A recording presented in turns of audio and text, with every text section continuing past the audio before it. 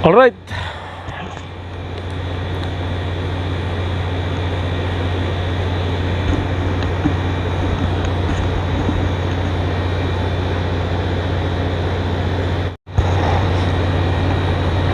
Okay, magandang gabi sa inyong lahat mga kaibigan.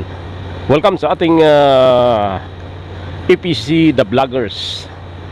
Magandang gabi sa lahat ng nakakapanood ng ating YouTube channel, sa iba't ibang dako ng ating kapuluan mga kaibigan. Sa mga kapwa nating OFW, isang mainit na pagpupugay ang ating pinapaabot sa inyo. Pagsaludo sa mga kababayan natin na patuloy mga idol na nakikibaka para sa ating mga mahal sa buhay. So, pag-usapan natin mga idol ang kaganapan, ang buhay ngayon ni Vice President Inday Sara, simula nang siya ay mag-file ng resignation sa gabinete ni Ferdinand Marcos Jr. So, alam natin mga idol na hanggat nakatali siya sa kanyang hanggat nakatali si VP Sara sa administrasyon ni Marcos, anumang ibig niyang ipahiwatig o magpahayag sa mga isyong nagaganap sa ating bansang tinubuan, ay hindi niya magawa sapagkat mayroon siyang tinitingnan na pamantayan bilang isang membro ng gabinete ni Marcos Jr. So at this point in time mga idol na malaya na siya, ang kanyang trabaho ngayon ay ang mandato ng taong bayan bilang isang vice-presidente ng Republika ng Pilipinas.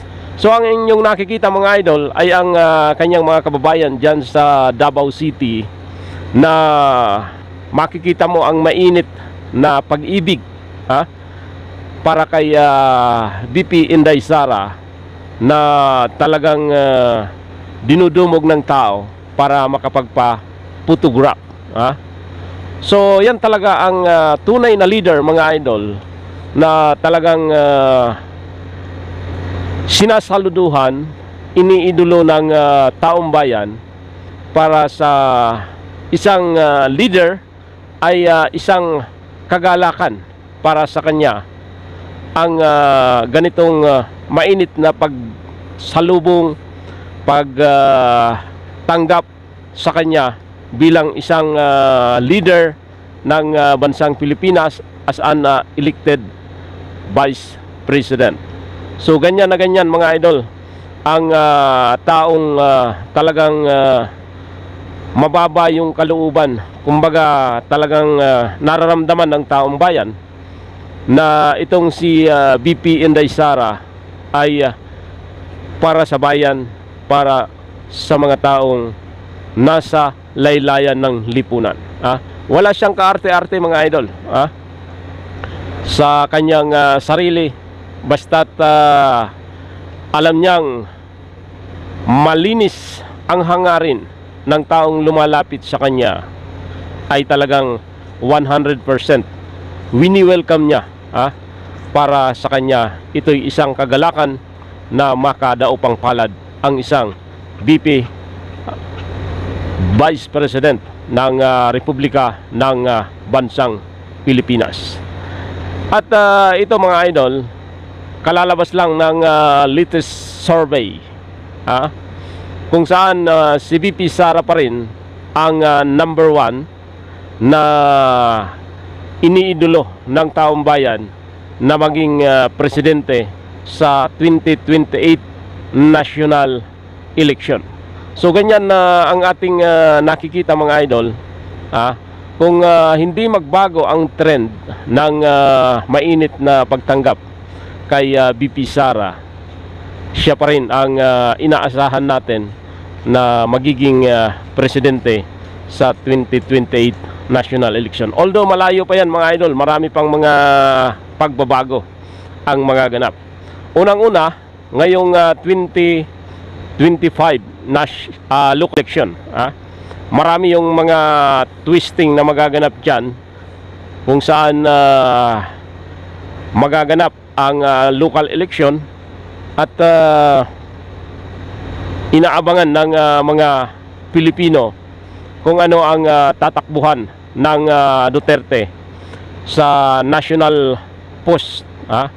Titingnan natin kung tatakbo si Basti Duterte bilang senador at itong si Pulong Duterte. And itong si former President Rodrigo Roa Duterte, mga idol, ay number 1 pa rin sa survey kung siya ay tatakbo bilang senador this coming 2025 local election. So tingnan natin, mga idol, yung balita ng na nakakuha ng 27.67% at 27.07% ng mga sumagot sa survey. Umabot ng suporta mula sa Visayas at Mindanao si Pipi Sara para sa naturang survey, habang pabor kay Tulfo ang malaking bilang ng mga botante mula sa Southern Luzon at Bicol Region. Bumangat naman sa Presidential Preference Survey si former Vice President Leni Robredo na nakakuha ng 14.33%. Karamihan ng pumili sa kanya ay mula naman sa Bicol at upper income class. Sa 2028 Vice Presidential Survey, top choice din si Senator Tulfo na sinundan ni Senator Grace Poe at former President Rodrigo Duterte. Dito, mga idol, nakita natin na talagang consistent itong si Vice President Sara Duterte na top contender as a president. Siya talaga ang iniidolo ng masang Pilipino pagdating sa 2028 national election. Okay, maraming salamat, mga idol, sa panonood ng ating YouTube channel, EPC The Vloggers. Pa-like, pa-share, and pa-subscribe na rin sa ating YouTube channel, EPC The Vloggers. Magandang gabi sa inyong lahat, mga kaibigan. Mabuhay po tayo, ang pamilyang Pilipino, ang dugong makabayan ay pag-alabin natin ang pag-ibig sa ating bansang tinubuan. Maraming salamat.